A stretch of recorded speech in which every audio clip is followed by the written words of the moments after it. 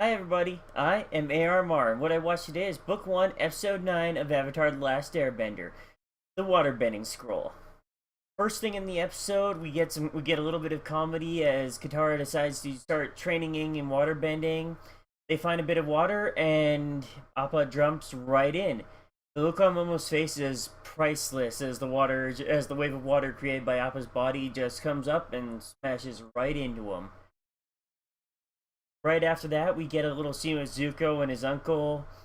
It's a fun little scene. It's basically Uncle Iroh's usual wit, keeping Zuko's character from getting a bit too mopey, I guess would be the best term. I mean, my problem with Zuko is that he could easily become your boring stock villain who's just plain obsessed with the hero.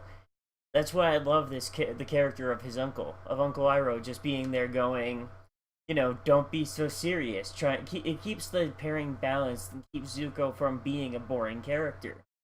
Especially because his reactions to his uncle's stuff makes him feel the most human. His reactions to his uncle feel the most natural part of him. It's kind of like sometimes he's he's getting tired and he's forcing this, chasing the Avatar. And really, it's his uncle who's keeping his spirits up in the end.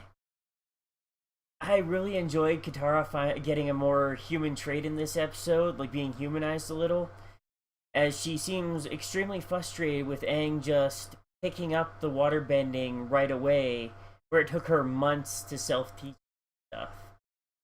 And that was really great, because up to now she's always been understanding, she's always been kind and gentle and more or less perfect. And it was good to see her have this flaw, this this humanizing trait that makes her a little more relatable. After all, who hasn't felt that frustration when something you've been working hard to master is just easily picked up by someone?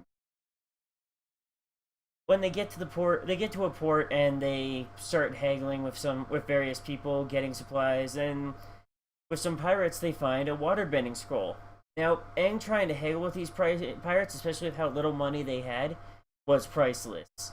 Both his naivete and his lack of forethought, basically going, hey, I know you said this is 200 gold, but how about 2 copper, was just hilarious. I mean, it was really good. It really does feel sometimes like Aang is very much driven by his id, completely ignoring the ego and the super ego, and basically just going, hey, that looks like fun, let's do it. Ooh, what's that over there? And he is getting a little more over it, but I do like that he hasn't just immediately fixed it. He's still having this issue in some parts. As they're running away from the pirates, not long after this attempt at haggling, there was the return of what is apparently now a running joke, the cabbage guy from Omashu. Got a small chuckle out of me when they destroyed his cart yet again. The look on his face and the despair that, oh god, this is happening again, was really quite funny.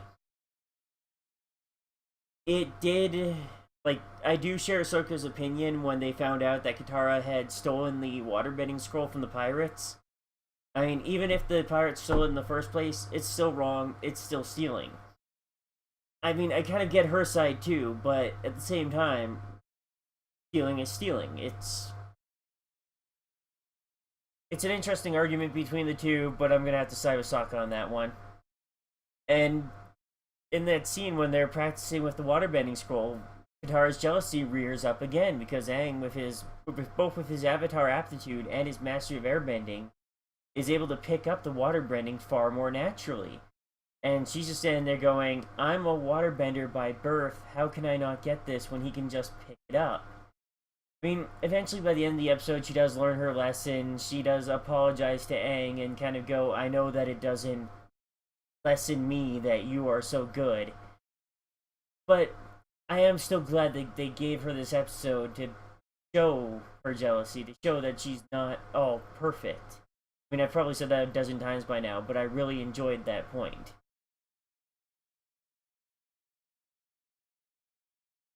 Of course, not long after that, the pirates catch up to them, and, there's a bit of a fight scene, a bit of a scuffle, one of my favorite parts of it was when Aang gets captured by the pirates and Sokka pulls himself up off the ground and goes, "What? I'm not good enough to kidnap?" And then they promptly kidnap him too. I almost want to imagine that the pirate that netted him was just like, "I don't want to hurt his feelings, and another hostage can't hurt."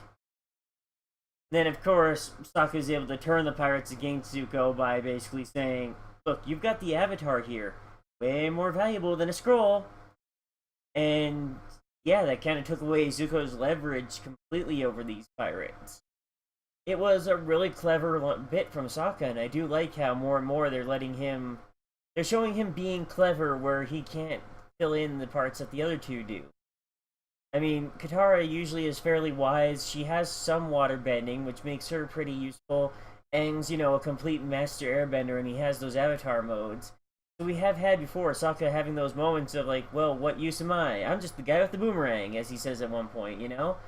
And it's kind of nice to, like, that he's getting to be the clever one a bit more. That he's starting to evolve and think of ways to work around his lack of foreign abilities. It was quite refreshing. The episode ends on a joke that really was kind of inconsequential between Iroh and Zuko, but still was a fun little moment. And yeah, that's what I thought about the episode. That's what it brought to mind.